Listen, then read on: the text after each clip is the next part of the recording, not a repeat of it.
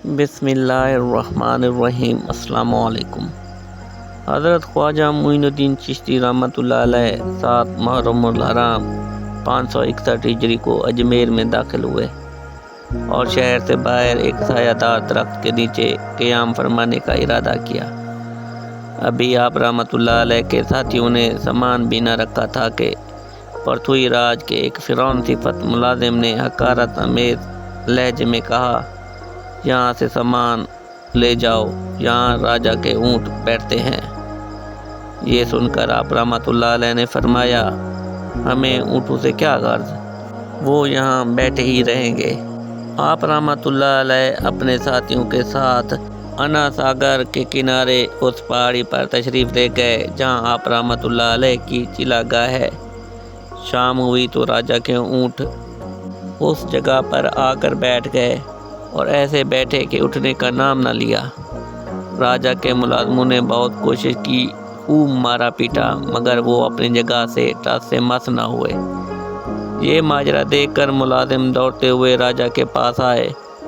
ملازموں کی زبان سے آپ رحمۃ اللہ علیہ کی تشریف آوری اور اونٹوں کا واقعہ سن کر پرتھوی راج کے پیروں تلے سے زمین نکل گئی اور وہ تھوڑی دیر سوچ بچار کے بعد کہنے لگا، مصیبت کا علاج اس کے سوا کچھ نہیں ہے کہ اس درویش کے پاس جا کر اپنا سر اس کے قدموں میں رکھ کر شاندار عاجزی کا اظہار کریں۔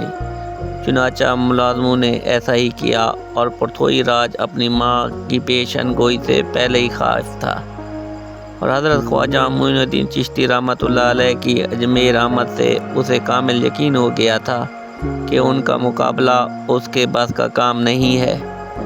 سرحد اور اندرون ملک کے انتظام کے باوجود اس فقیر کا صحیح سالم پہنچ جانا یقیناً موت کا پیغام ہی تھا، مگر وہ راجا ہی تھا اور ہندوستان کا سب سے بڑا راجا، حکومت، طاقت، دولت اس کے پاس تھی۔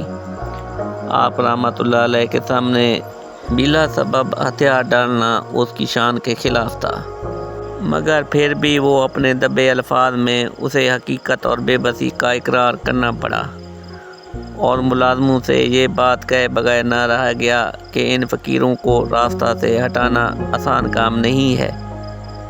اس تازہ مصیبت کے علاج یہی تھا کہ اس فقیر کے قدموں میں سر رکھ کر عاجزی سے کام لے کر اپنا مطلب نکالے تاکہ رسوائی سے بچ سکے۔